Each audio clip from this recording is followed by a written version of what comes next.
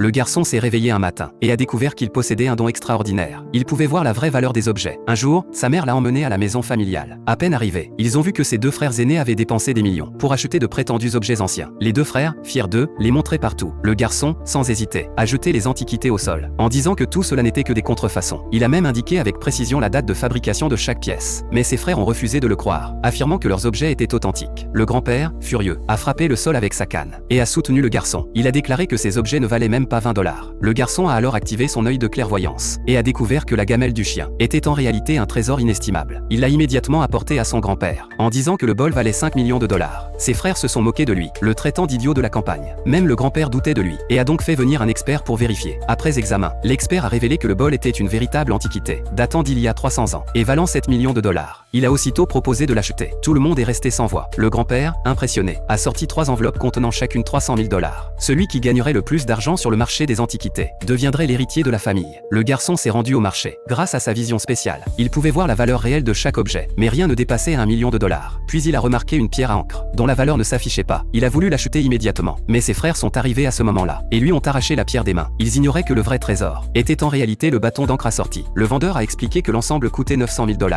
mais les frères, trouvant le prix trop élevé, ont payé seulement 600 000 pour la pierre, et ont refusé d'acheter le bâton d'encre. Après leur départ, le garçon a vu que le bâton valait 5 millions de dollars. Il l'a donc acheté pour seulement 3 $. Plus tard, tous sont revenus devant le grand-père. Les frères ont présenté la pierre à encre, et le grand-père a estimé qu'il s'agissait d'une pièce centenaire, valant 3 millions de dollars. Fiers d'eux, les frères se sont moqués du garçon pour avoir acheté un simple bâton d'encre inutile. Mais le garçon a dit au grand-père que le bâton d'encre datait de plus de 1000 ans et valait au moins 5 millions de dollars. Une seule goutte de cette encre, dit-il, pouvait noircir tout un lac. Ses frères se sont moqués de lui et, furieux, ont jeté le bâton dans le lac artificiel. Une seconde plus tard, toute l'eau s'est transformée en une mer d'encre noire. Tout le monde en resta stupéfait.